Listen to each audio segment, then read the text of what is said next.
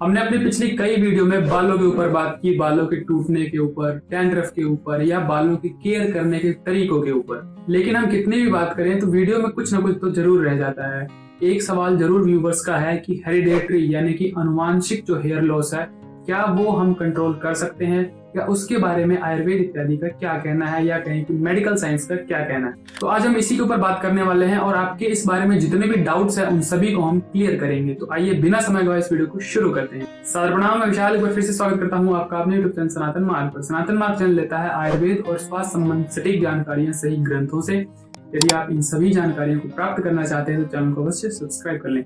Hereditary disease यानी कि अनुवांशिक बीमारियों के अंदर हेयर फॉल भी एक समस्या हो सकती है और हेरिडेटरी हेयर फॉल के बारे में थोड़ा हम आसानी से और समझने का अगर प्रयास करें तो हमें हमारे पूर्वजों से विरासत के तौर पर कुछ अच्छी चीजें तो कुछ बुरी चीजें भी मिलती हैं।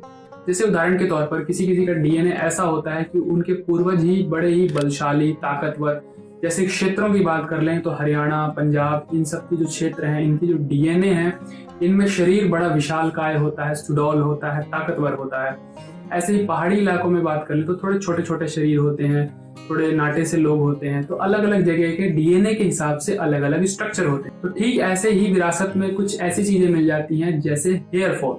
और इस बात को अगर थोड़ी और आसान भाषा में समझे कि जैसे कंप्यूटर या मोबाइल का जो सॉफ्टवेयर होता है उसके अकॉर्डिंग पूरे फंक्शंस, एप्लीकेशन, हर चीज काम करती है। ठीक ऐसे ही जो हमारी बॉडी का डीएनए है एक तरह से ये सॉफ्टवेयर है और इसके अंदर बहुत सारी इंफॉर्मेशन होती है जो हमारे पूर्वजों से मिली होती है, उसके अकॉर्डिंग शरीर काम करता है। और आज तक के इतिहास में अभी तक डीएनए को चेंज करके दुरुस्त करना या कहें कि उसमें जो खराबियां हैं, खामियां हैं या जो चीजें गलत ट्रांसफर हो गई हैं उसको हटाना, इस तरह की अभी कोई व्यवस्था नहीं बनी है। और वहीं बात करें हेरिडेटरी प्रॉब्लम्स के ट्रीटमेंट की तो उसके अंदर भी विज्ञान अभी तक उतना सफल नहीं हो पाया है कि हेरिडेटरी प्रॉब्लम्स को आगे बढ़ने से या तो रोका जा सके या उन्हें पूरी तरह से ठीक किया जा सके।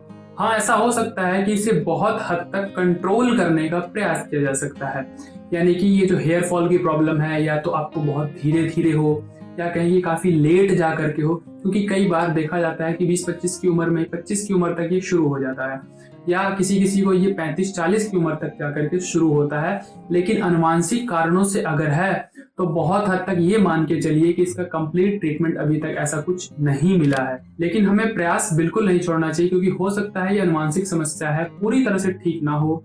लेकिन यदि आप प्रयास करते रहेंगे तो आपके बाल एकदम से नहीं गिरेंगे, उनको गिरने में काफी लंबा वक्त लग सकता है या कहीं कि देरी से गिरना शुरू होंगे। सबसे बड़ी प्रॉब्लम यह है कि जब हमें समस्या शुरू होती है तब हम ट्रीटमेंट के बारे में सोचते हैं या कहीं कि अपने लाइफस्टाइल को ठीक करते हैं या होम रेमेडीज को ऐड करते हैं, जो भी समझ लीजिए, तब हम उसकी शुरुआत करते हैं। लेकिन जीवन में जो अच्छी आदतें हैं हो सकता है आपका बहुत अच्छा ना करें लेकिन वो बुरा तो कभी नहीं करेंगी। तो इसलिए अपने लाइफस्टाइल को सिर्फ इसलिए अच्छा नहीं करना है कि मेरे हेयर लॉस हो रहे हैं या मुझे कोई प्रॉब्लम आ गई है, बल्कि निरंतर अपने लाइफस्टाइल को अच्छा रखना है, क्योंकि लाइफस्टाइल अच्छी रखना एक अच्छे स्वास्थ्य की, एक अच्छे मन की निशानी होती है। ये कुछ ठीक वैसा ही है कि जिससे बहुत परिश्रम करने से भी आपको प्रत्यक्ष हाथ में कुछ दिखाई ना देता हो, लेकिन परिश्रम करना कोई बुरी बात तो नहीं हो जाती। और एक समय के बाद जो ये बाल हैं वो तो सभी के ही धीरे धीरे कम हो जाने हैं या गिर जाने हैं, क्योंकि जब ये शरीर ही धीरे धीरे कमजोर या क्षीण होता चला जाता है तो ये जो बाल है ये तो हमारे शरीर का निर्जीव सांग है।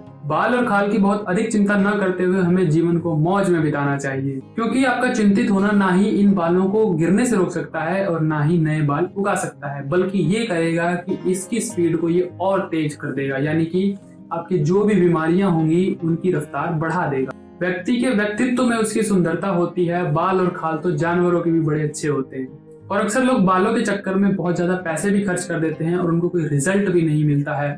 और ये जो हेयर ट्रांसप्लांट है ये काफी पेनफुल भी होता है और आपको सक्सेस मिलेगी कि नहीं मिलेगी इसकी कोई गारंटी नहीं होती। और इस वीडियो का तात्पर्य यही था कि हेरिडेटरी हेयर लॉस की प्रॉब्लम को अच्छे से समझना और इसके कंप्लीट सॉल्यूशन या कहीं की ट्रीटमेंट के ऊपर होने वाली लूट से बच के रहना और सही चीज को समझ करके अपने निरंतर प्रयास को जारी रखना।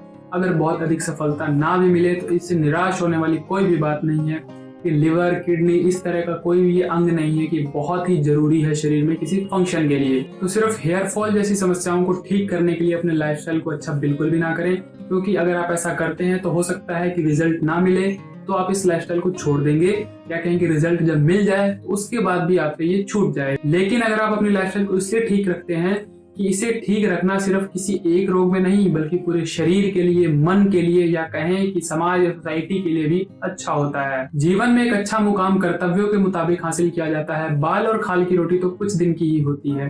तो इसी के साथ आज के लिए इतना ही। सादर प्रणाम।